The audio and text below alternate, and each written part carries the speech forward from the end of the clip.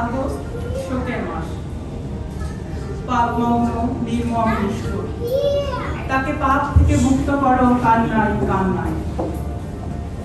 জাতির পিতা বঙ্গবন্ধু শেখ মুজিবুর রহমানের ৪৬তম শাহাদাত বার্ষিকী উপলক্ষে বাংলাদেশ দূতাবাস আবু ধাবি কর্তৃক আয়োজিত আজকের এই আলোচনা সভার সম্মানিত সভাপতি মাননীয় রাষ্ট্রদূত জনাব আবু জাফর, সম্মানিত উপস্থিতি, বিভিন্ন পতাকাবাহী প্রতিষ্ঠানের সম্মানিত কর্মকর্তাবৃন্দ, আমার সংগঠন বঙ্গবন্ধু পরিষদ আবু ধাবি কেন্দ্রীয় কমিটির সম্মানিত সহসভাপতি, উপস্থিত আছেন সংগ্রামী সাধারণ সম্পাদক, আছেন মুজিব আদর্শের সৈনিক, বিভিন্ন অঙ্গ সংগঠনের সম্মানিত নেতাকর্মী ভাইরা, আছেন বাংলাদেশ মহিলা সমিতির সম্মানিত উপস্থিতি, সবাইকে জানাচ্ছি আমার শোকাবহ সালাম।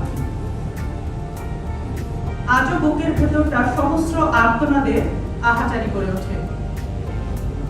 আজকের এই প্রতিবেদন যেটা আমরা দেখেছি, প্রামাণ্যচিত্র দেখেছি, সবকিছুই আমরা দেখে নিয়েছি এবং বঙ্গবন্ধুর এই বর্বর হত্যাকাণ্ড আমরা যতবারই দেখি ততবারই বুকের ভেতরটা দুমড়ে মুচড়ে যায়।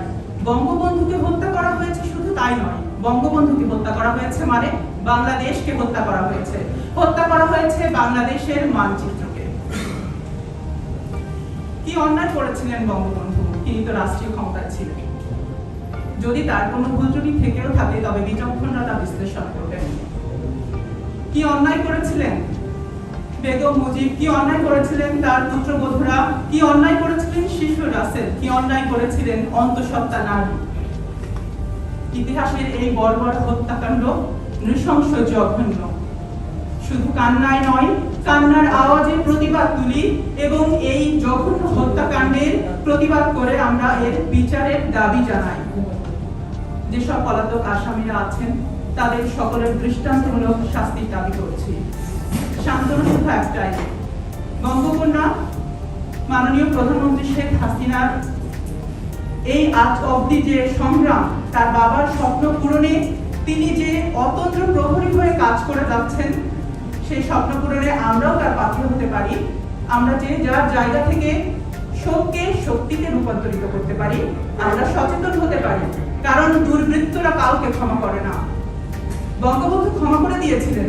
বঙ্গবন্ধু বলেছিলেন ক্ষমা করা মানে এটা আমার দুর্বলতা নয়, এটা মহানুভবতা।